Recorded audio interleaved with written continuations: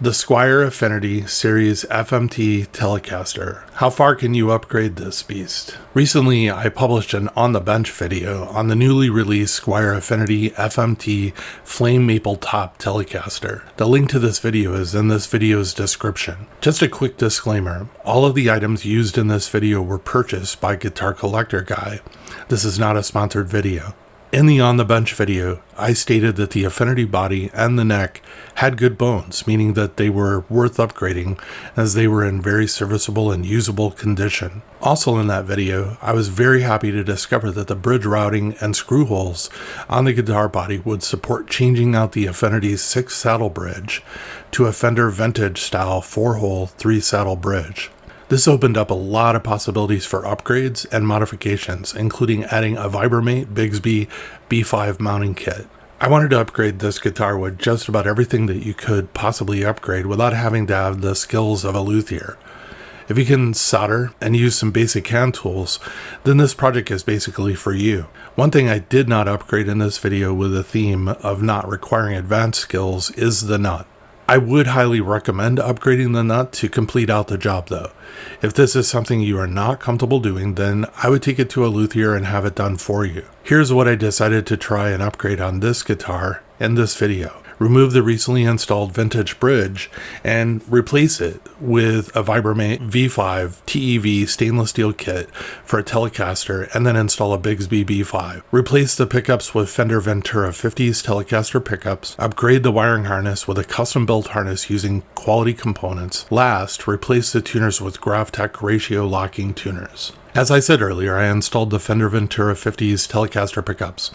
I decided not to install a humbucker in the neck, but instead replaced the pickguard and installed a traditional Telecaster single coil pickup in the neck instead. The Ventura pickups are great and only cost $99 as the manufacturer's suggested retail price. The link to these pickups are in the description of this video. Adding a Vibramate V5 TEV stainless steel kit for a Telecaster allows you to install a B5 Bigsby vibrato on your guitar without permanent modifications. It comes with a bridge assembly and a tailpiece that the B5 then mounts to. The links to the things I installed on this guitar in this video can be found in the video description. First, a few comments about installing the Vibramate. This is an easy upgrade to your guitar that does not really require advanced skills. First, you remove your existing bridge and then remove the saddles and set them aside if you're removing the original factory bridge. If you're replacing the original 6-saddle bridge, you'll need to order a set of 3 Telecaster saddles. I recommend buying a quality set of brass compensated saddles that will make it easier for you to intonate your guitar later. They're usually about $25 for a good set. The link is in this video description. You'll need to take these new saddles that you purchased and install them on the Vibramate bridge as I'm doing in the video. Then you'll install the bridge pickup into the Vibramate bridge and install the bridge into the guitar into the same original 4 holes using the screws. A note about installing the saddles and setting them up for intonation is I would adjust them before you install the bridge to close to where it would look if it were intonated. Look at the screen that I'm doing and you'll be able to see what I'm talking about. Otherwise, when the Bigsby is installed, it makes it very difficult as a process to adjust basically the saddles as it limits access to the adjustment screws that are on the back of the bridge. I found that if you've already installed the Bigsby, you can pull the 4 bridge screws and tilt the bridge upward, and you can easily then reach and adjust the 3 screws and then reinstall the bridge. I love the installation of the mounting piece. It's like really easy to do. All you do is slide the tailpiece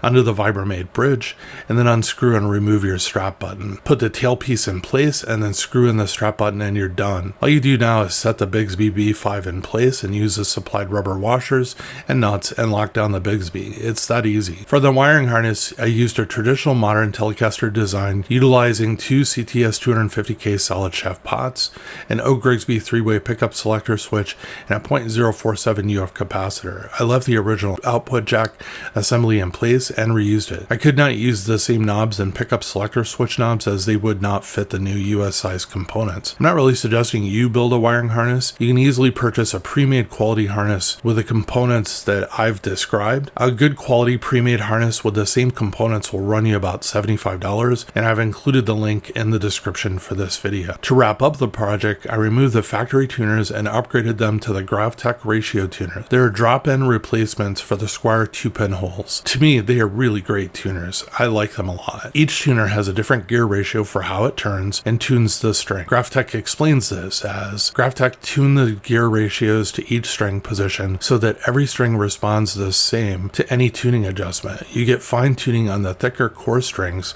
and coarser tuning on the thinner core. Anywhere from 12:1 to 39:1 gear ratio. With ratio 1 turn is about 1 tone change on all strings, making tuning, retuning, and open tunings easier, quicker, and more intuitive. After reinstalling the neck and stringing the guitar, I was ready to finish the setup. I adjusted the saddle height and checked intonation to find it was already locked in from my initial adjustments when I was installing the bridge. I really like how this guitar turned out. The look of this with the upgrades, it looks like a much more expensive guitar than it really is with the flame maple top.